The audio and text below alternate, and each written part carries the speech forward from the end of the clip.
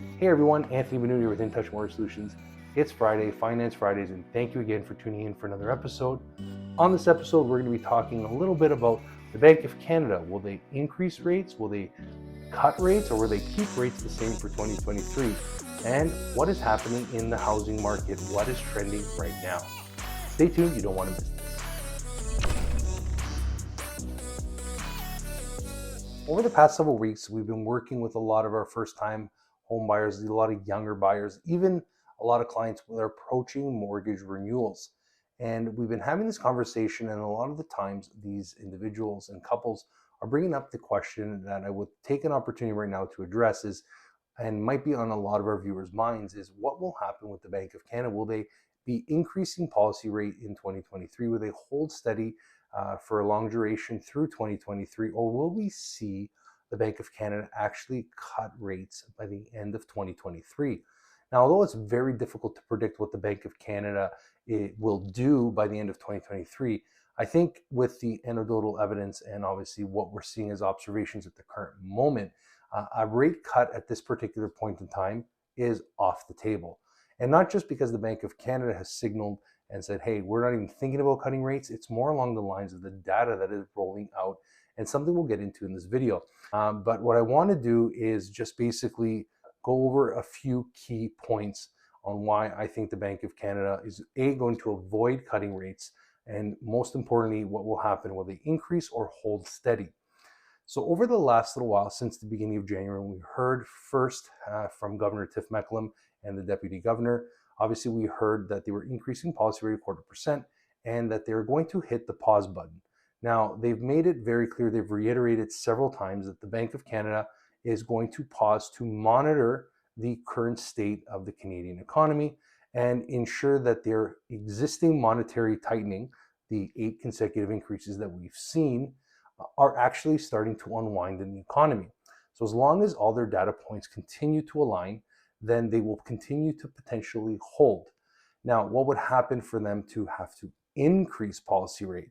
Well, obviously, this is something that has come to the limelight just over the last few weeks. So a few things, a few indicators.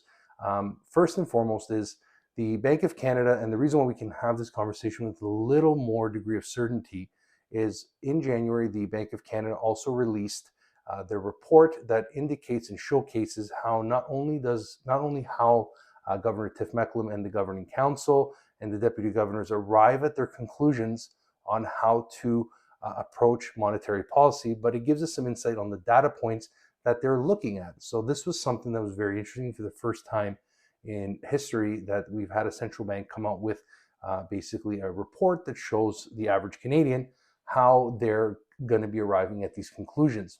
Now, with that being said, what has changed since early January? Obviously, a few things, major things in my opinion.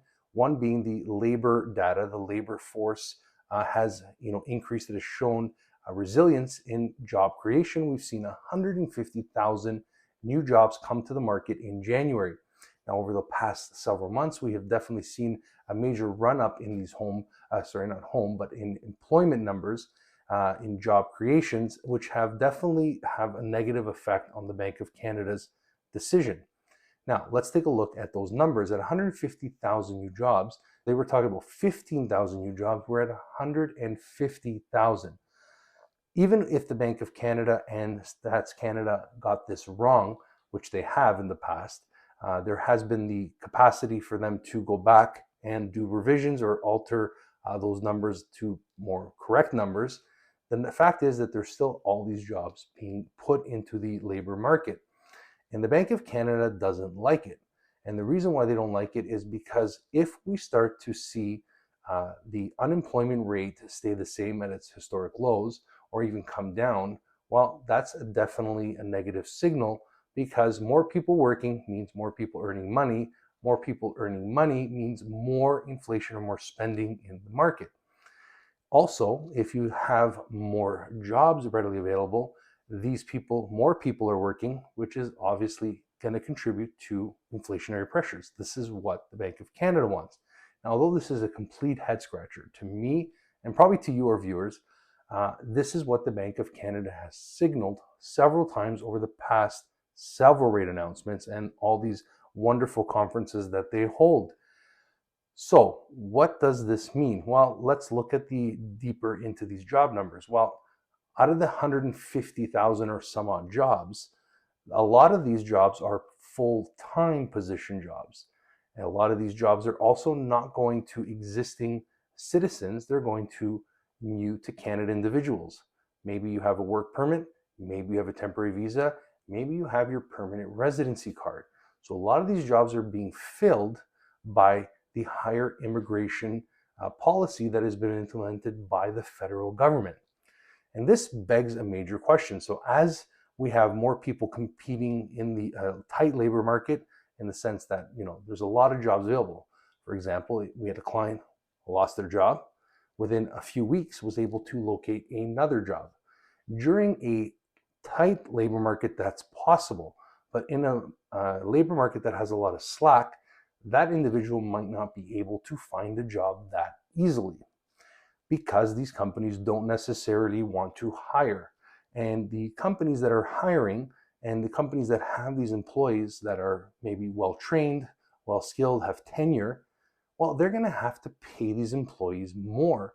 And the increase in the wages is gone up, I think it was at 4.8% just a little while ago, and now it's come down to around 4.5%, which is good if you're on the receiving end of these wages, because that means you make more money, which means you have now more capacity to spend. And this is a problem, once again, for the Bank of Canada. So obviously this is a major problem. But my question is the Bank of Canada, or to the Bank of Canada and the governing council, would be sort of looking at these jobs. How many of these full-time jobs are individuals that were previously working, maybe on maternity leave, returning back, maybe individuals who were on a short-term disability or on an illness leave and coming back to work? How many of these individuals might have been part-time, now being taken on full-time? And more importantly, are these individuals their first or second or third job? Because as inflation continues to still run hot in Canada, many individuals might be finding themselves in a position where they need to find another job in order to make ends meet. Sadly enough, this is a problem for the Bank of Canada. So not only does the Bank of Canada want you to lose your job, they want you to suffer for it. And I think that's a little bit of a problem here in Canada. And obviously, let me know in the comment section below what you think about that. Now, the other thing that the Bank of Canada is paying very close attention to is the housing demand. What is happening in housing? Well, over the past, since 2022 March, we started to see home prices come off as interest rates went up. And as a result of interest rates rising, well, the direct correlation between interest rates and home prices start to soften. So as interest rates come down, so do home prices go up, for that matter, right? And if interest rates go up, well, less people can qualify, less people want to take on these massive mortgages on these really expensive homes, so home prices will tend to come off. And we've seen this happen throughout the course of 2022 into ready 2023.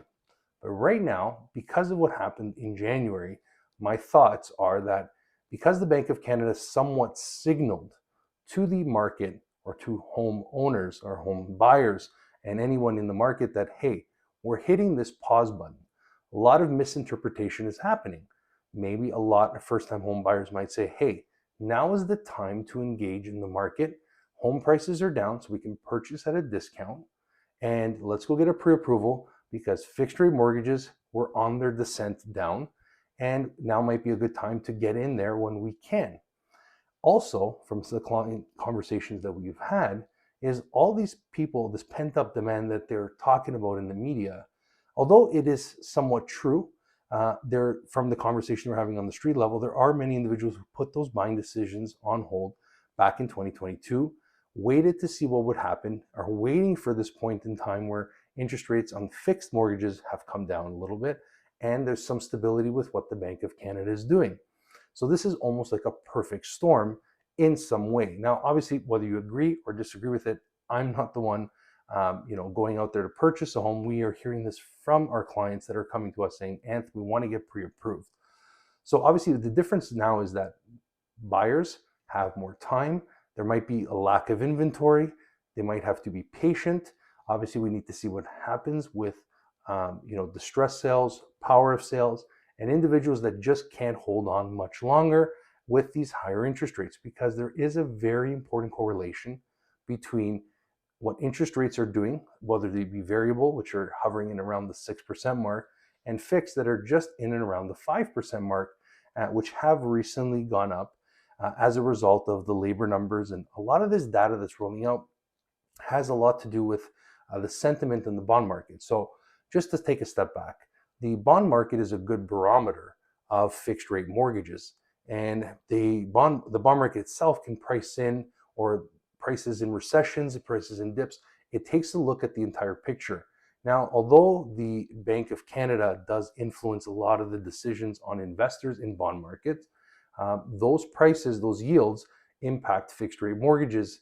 And if they see a little bit of relief in the future, in the, let's say, 5-year or plus range, well, those yields might come off. And I mean, what we saw happening over the last little while was we saw bond prices come off. They've now skyrocketed back up, ripped higher to around 3.3%.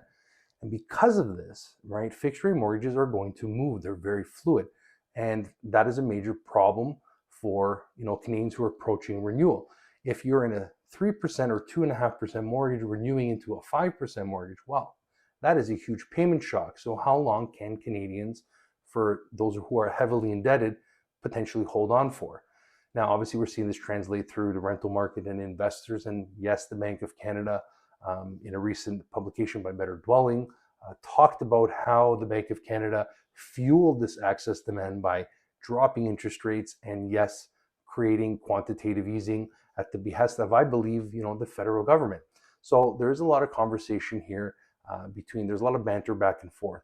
But more importantly, as I said, the housing market, if we start to see these multiple offers equate to higher home prices or coming off their lows, and we start to see more transactional data, the Bank of Canada will perceive this potentially as a risk to inflation, a risk to the stability of the Canadian housing market, and therefore could push to higher policy rates in order to crush the demand of those buyers. Now, the other thing too is if we see home prices, now this is the counter argument, if we tend to see home prices crash or fall off a cliff, maybe surpassing what their predictions are right now, depending on what news sources you're looking at, well, the Bank of Canada potentially might step in as well, because although their mandate is to keep inflation at 2%, they also have a duty to ensure that the financial system is operable and that we have liquidity, that we have a certain balance in the market, and there has to be this balancing act. This is why we always say, be careful what you wish for. Now, ultimately, in the end, we have other components such as GDP. We have what is happening globally in Europe with Russia and Ukraine. And more importantly, something that is starting to gain a little bit more traction is obviously what is happening with China and China reopening. As that market reopens, there's going to be a lot of pressures on global commodities, and that will impact what happens here in Canada and in the US and across the world. So you see that there is a different set of components. Now, obviously, there's probably a lot more. If you read the report, there's definitely several factors, but for us, for the sake of this video, we're talking about employment and we're talking about housing. We're talking about the debt load here in Canada. Now, just to go back to the debt load, one thing I wanted to enter that came into my mind was that when we have this conversation about consumer debt load in Canada, and the US and Jerome Powell basically indicating to the markets that they're able to increase policy rate above and beyond the 5% mark, well, there is a major distinction between the US and Canada. Canada, unlike the US, did not experiencing a major deleveraging during the great financial crisis. In the US, many of us saw the Big Short. You noticed, hey, bankruptcies, home foreclosures, and a lot of these investment banks going belly up. That is completely different than what happened in Canada, as we felt it here in Canada maybe for a very short duration. I would argue 8 to 12 months. After that, we continually saw a run up in home prices and consumer spending, which means the debt load here in Canada is much greater than that of the US. So the amount of increases that the US has to do in order to have the same impact or pressure the Bank of Canada has to do less to get to that same pressure point. And let us sit back and watch as the Bank of Canada waits to see how their monetary policy over those 8 increases actually plays out for Canadians. So we'll leave the video here. I want to know your thoughts. If the Bank of Canada's mandate is to keep inflation at 2%, and they want to see employment drop, they want to see these numbers drop, they want to see unemployment rise, and the federal government wants to see immigration, which is inflationary in nature, how are these two polar headwinds going to collide, and how will the Bank of Canada respond? Will the Bank of Canada change their positioning, or will the federal government, have to change their positioning? I really want to know from our viewers what you think about that. But until next week, thank you again for watching. Thanks for clicking, and have a great Friday. We'll see you next week.